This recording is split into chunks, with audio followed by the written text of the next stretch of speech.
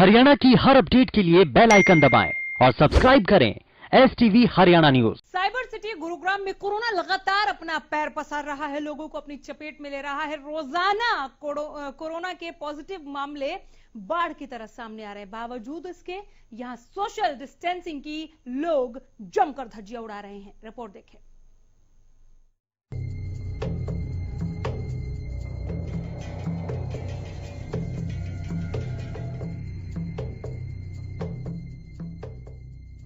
Corona एक ऐसी बीमारी है जिसको हराने के लिए सावधानी के साथ ही दूरी भी जरूरी है। हालात ये हैं कि प्रधानमंत्री मोदी भी कह रहे हैं कि जब तक कोरोना की दवाई नहीं तब तक ढिलाई नहीं। पीएम के इस नारे का मतलब लोगों को इस बीमारी की गंभीरता को समझाना है। लेकिन गुरुग्राम के सिविल अस्पताल को देखेंगे तो आप चौंक जाएंगे। पंजीकरण कराने के लिए लगी लोगों की लंबी लंबी ये कतारें चीख चीख कर कह रही हैं कि जिंदगी से खिलवाड़ बंद करो, लेकिन लोग हैं कि मानने को तैयार नहीं। पंजीकरण कराने के लिए लोग धक्का मुक्की कर रहे हैं। इन्हें पता नहीं है कि यहाँ एक संक्रमित व्यक्ति पहुंच गया तो दूसरे के लिए कोरोना बम की तरह काम करेगा। ये स्थिति तब है जब रविवार को गुरुग्राम में कोरोना के सबसे ज्यादा 339 नए मरीज सामने आए। पिछले 3 दिनों में 7 लोगों की दुखद मौत हुई। लेकिन यहाँ लोगों की भीड़ देखकर ऐसा लगता है कि लोगों को न तो कोरोना का कोई खौफ है और न ही डर है। अगर डर होता तो यहाँ इस कदर भीड़ न होती और न ही लोग नियमों की धज्जियां उड़ाते। गुरुग्राम में कोरोना की रफ्तार थमने का नाम नहीं ले रही है। कल यानी रविवार को भी 339 केस सामने आए, जो अपने आप में कीर्तिमान है। यानी अभी तक 339 केस दर्ज नहीं किए गए। ये सर्वाधिक जो संख्या है ये कल गुरुग्राम में दर्ज की गई।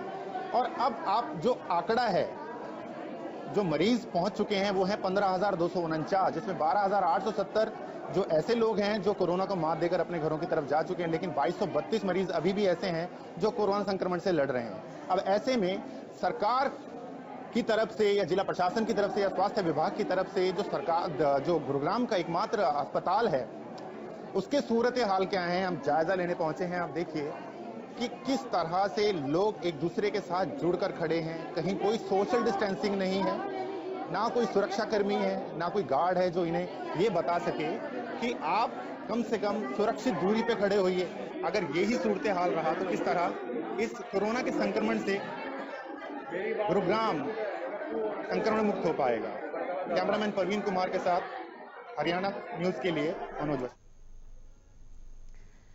हमारे संवाददाता मनोज वशिष्ठ इस वक्त हमारे साथ फोन लाइन के जरिए जुड़े हैं। और भी ज्यादा विस्तृत जानकारी के लिए कोरोना अपडेट एक बार बताएं। पहले फिलहाल कितने एक्टिव मामले हैं, टोटल कितने, और उसके बाद ये जानना चाहती हूं मनोज, जिसके लिए आप ग्राउंड जीरो पर गए, कि आखिर इस चेन के ना टूटने के पीछे असल वजह क्या है। देखिए, बिल्कुल अनामिका बताना चाहूंगा, 339 नए मामले कल सामने आए हैं, जिससे अब जो संक्रमित मरीजों की संख्या है वो 12,249 पहुंच चुकी है, जिनमें से 12,870 जो लोग हैं वो ठीक होकर वापस अपने घरों की तरफ जा चुके हैं। 147 लोग अभी तक मृत्यु को प्राप्त हो चुके हैं इस कोरोना संक्रमण की वजह से, और वहीं 2232 जो हैं अभी भी एक्टिव केसेस गुरुग्राम में हैं। अनामिका, आज हमने सेक्टर 10 जो स्थित सरकारी अस्पताल है वहां का जायजा लिया। वहां के सूरत हाल इतने बुरे थे कि लोग एक दूसरे के साथ सटकर खड़े हुए थे। बहुत सारे लोग उनमें से ऐसे भी थे जिन्होंने मास्क नहीं लगाया हुआ था। वहां पर कोई सुरक्षाकर्मी नहीं था जो इन लोगों को समझाए कि कम से कम सुरक्षित दूरी पे रहिए।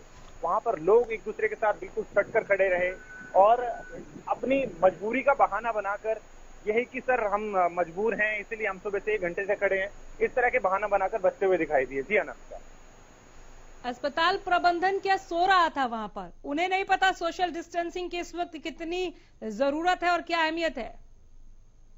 जी बिल्कुल, देखिए, इसी को चेक करने के लिए हरियाणा न्यूज की टीम वहां पर पहुंची थी अनामिका, लेकिन वहां पर ना तो कोई सुरक्षाकर्मी था। महिला गार्ड जरूर हमारे को देख के वहां पहुंची और महिलाओं को थोड़ा दूर करने का प्रयास जरूर करने लगी, लेकिन उससे पहले वहां पर कोई भी व्यक्ति नहीं था।